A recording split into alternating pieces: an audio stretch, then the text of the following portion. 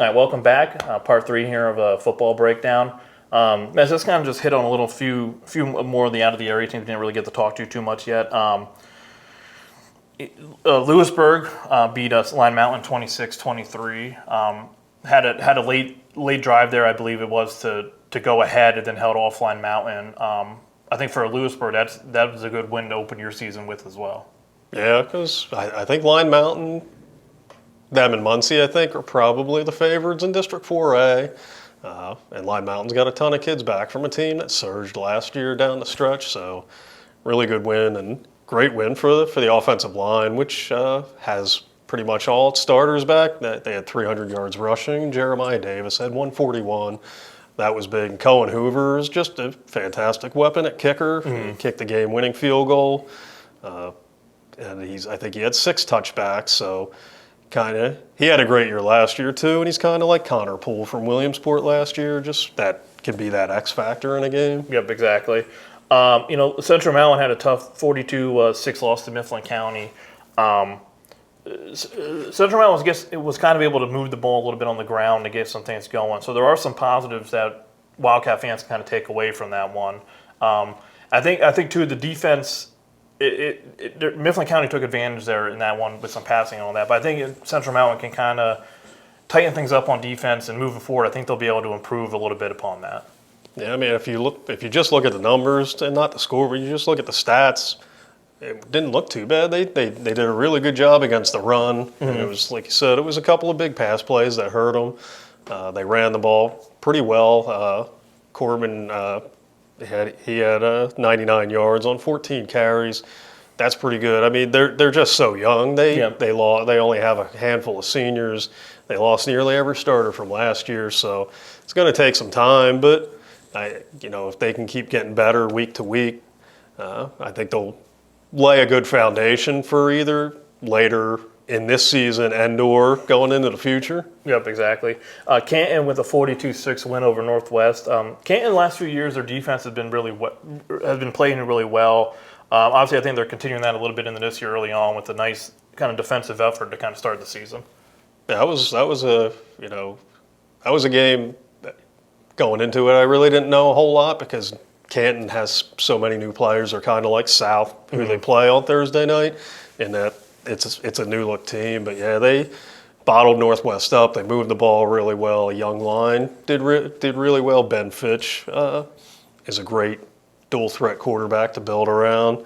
So they checked all the boxes in the opener. Bailey Gardner, a sophomore running back, he had 3 touchdowns. He's a player to watch. So Canton's just one of those programs that's learn how to win, and I think success breeds success. And even though it's all these new players, I still think they're going to be a factor in District 4A. Mm-hmm. Another good game last week. Milton beat Shikellamy 20-17 in overtime. Just talk about that one and how impressed you were with the Black Panthers coming up with an overtime win like that. That was a great win because I think Shikellamy is going to be pretty good this year. They return pretty good nucleus on both sides of the ball. Milton lost a ton, so I picked Shikellamy for that reason. But Milton again, they've had a taste of this. They've had 3 straight winning seasons. They went 9-1 the past 2 years in the regular season. So I think these kids have grown accustomed to winning and believing they can win no matter who's in there. Isaiah Minium, in his first start at quarterback, rips off a 99-yard touchdown, run the tie of the game. That's a highlight that he'll have for a long time. And Chris Doyle ran the ball well. He's a workhorse. Monty Fisher made some plays. So that's a great springboard for them, and I think it sets up an intriguing matchup with Montoursville this Friday. Yep. And that kind of will go right into it then here with the week 2 action, like you said, with Milton and Montoursville. A solid game. I think. What do you think? Both teams coming off week 1 wins. What do you think Montoursville kind of will have to do defensively to limit Milton and what they can kind of do on the offensive side? Yeah, I think they're going to want to slow the running game. I think Milton's going to try to impose itself. That's what it's done the last 2 years. And Doyle's a workhorse, as I said. He's one of those kids that can wear on you. He's just a tough all-around running back. Minium's a running threat. Monty Fisher, The one thing they will have to watch out for in the passing game, I don't think Milton's going to throw it a whole lot, but Monty Fisher's a big play threat. You'll see him get some carries, but he also had 6 catches for 67 yards. So they'll definitely have to keep an eye on him because that when they go to the pass, that's going to be the primary weapon. Yeah, I think that's I think that Milton Montoursville is going to be a really, really good game on Friday night. I think both teams. I think it's going to be. I think it's going to be very competitive, and I think it could be a close one in the end. Yeah, I do too. I'm looking forward to it, and it's with Milton moving down to AAA this year from 4A. It's a potential playoff preview too, so they could be crossing paths again, and I think it'll be a really good barometer to see where both teams are early in the season. On Thursday, Canton and South Williamsport playing a nice Thursday night football game for you. So you get out I to cover appreciate an it. extra game. Yeah, I appreciate District 4 looking out for my best wishes, giving me more games to cover. Obviously, both have traditionally have good defenses. I think this could be. I think they kind of mirror each other in a lot of different ways, and I think that's obviously going to be another really, really good one for fans to watch on Thursday night. Yeah. I mean, like, to that point, they're kind of like clones. I think they're built the same way, built around strong line play, big physical kids that assert themselves up front, good running games, but with also the ability to stretch a team with some of their weapons in the passing game. And Ben Fitch and Tad Lusk both being playmakers at quarterbacks. Good defenses, like you said. They played twice last year. They were 2 of the more exciting games of the season. The road team won by 6 each time. That was South went up there and ended Canton's 2-year title reign as a district champions with a thriller, 24-18. So you're talking about the last 3 District 4 champions going head-to-head. Always a great battle when they play. Unfortunately, South moved up to AA this year, so this will be the only time they play this year. But I think they look at each other, and it's kind of like looking in a mirror, and I think that leads itself to being a lot of times having these great games. And with South Williamsport, obviously, they're going to run the ball. They're going to run it a lot, but it's easier said on paper to stop the run, even though you know it's coming, just with how well their South's line always plays, and just those guys they have in the backfield that are just able to keep churning out yard after yard to get those first downs. Yeah, I mean, it's the old Vince Lombardi theory is like they can know it's coming, but if we execute it, you're not going to stop it. I mean, I think he had 4 plays in the Packers playbook, and they won 5 championships. So, if they execute it, it's tough to stop. Williamsport hit the road to Hazleton this week. How much do you think Williamsport's going to be able to take that week 1 shutout win and kind of use that as a little bit of a springboard confidence-wise going into a road game on week 2 here? It definitely helps them. The one thing you got to guard against, I think, is overconfidence because especially they can't look at the scores because they won big. Hazleton lost 42-7, but it was against Nazareth, who was the District 11 6A champion last year. And they were 13-0, and then they lost to St. Joe's Prep, which is basically a college team disguised as a high school team in a state tour. That's a discussion for another day. So I think you can't. I think Hazleton has a really good core back from last year. They got 9 starters back on both sides of the ball, so they've got to be fun to take the positives from that game against Valley West and just try to keep building on it because this will be a tough one. Last year, Port rallied from 14 down and win at 24-21, so this will be a good test for them. But it would be if they could get to a 2-0 start.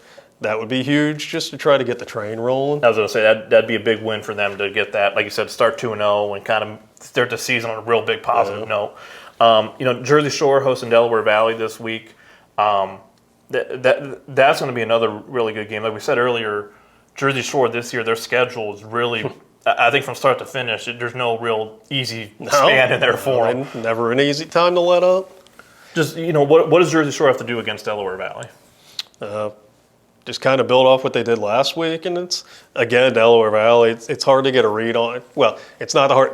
They're always good. They've won 7 straight district championships in District 2 at the 5 and 6A levels, but they went down to Florida in their opener, and they played a powerhouse down there and lost 35-7, but that's one of those games where I think the fact that they just played that team shows you what Delaware Valley thinks of their program, that they can go and play some of the better teams in the country. Yep. They're going to have to limit the mistakes, limit turnovers, cut down on the big plays that hurt them early in the game when Dallas took that 21-7 lead. But I think they just want to build off what they did and try to assert themselves. Try not to get into a hole this time, because it's great that you can come back, but you don't want to make a habit of that, especially against these good teams. They definitely want to try to get off to a better start. Mm-hmm. Yep.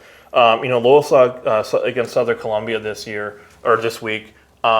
Lewisburg, they beat Southern within the last 2 years. Southern fell to why I'm missing on this past week. Obviously, Southern is Southern, and there's no getting around that. So I think Lewisburg, they know they've hung with them in the past, but like you said, you don't have Tyler G, you don't have Andrews anymore.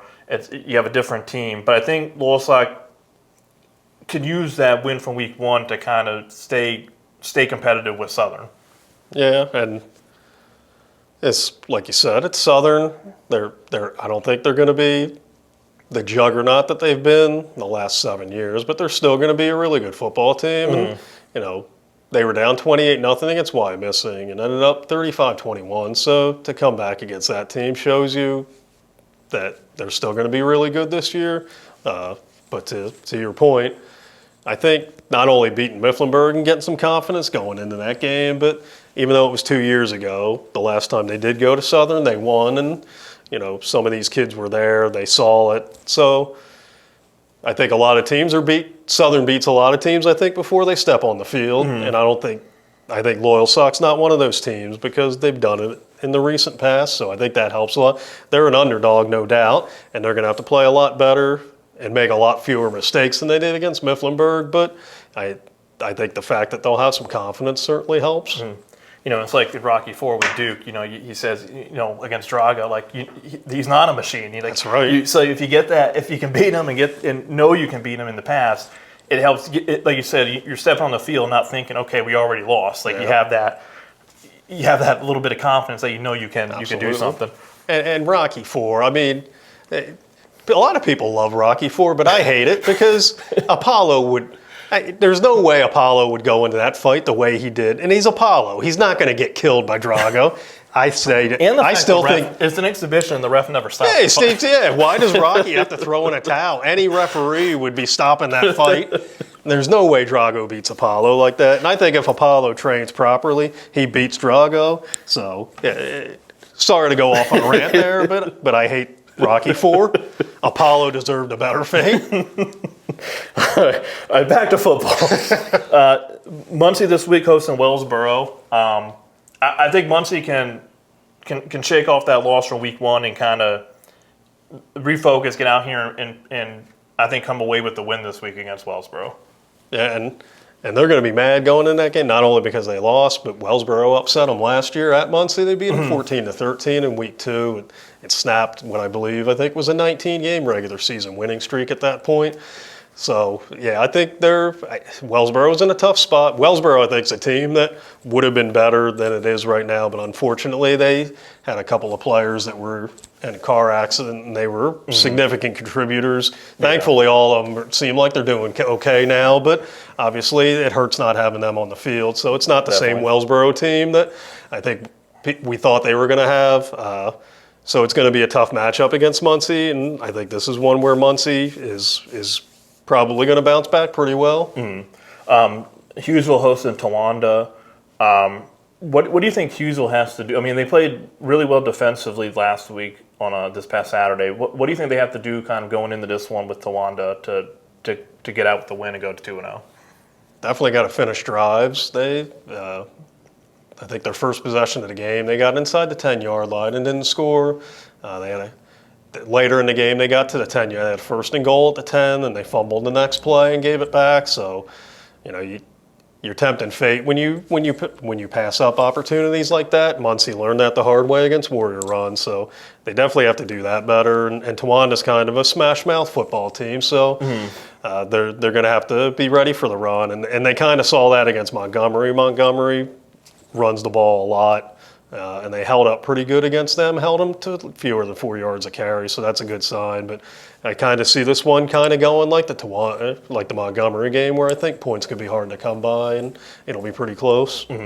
Montgomery hosting Warrior Run. For Montgomery, I think the biggest thing in this game is they have to kind of play almost error-free defense to try to contain Warrior Run's offense if they wanted to keep this one close and be in this game till the end. Yeah, Warrior Run presents you a lot of problems because they have a lot of playmakers, and Sam Hall is a guy that, I think Muncie had him covered well a lot of the times, but Kiefer threw perfect passes and in tight spots, and Sam Hall made great plays. He's one of these kids that I think if the ball's anywhere near him, chances are he's coming down with it. So that presents a problem in itself. And as we touched on earlier, now that Warrior Run their line seems to be coming along and they're running the ball better. Warrior Run, it's a more dynamic offense than the one Montgomery saw last week. So it's going to be tough.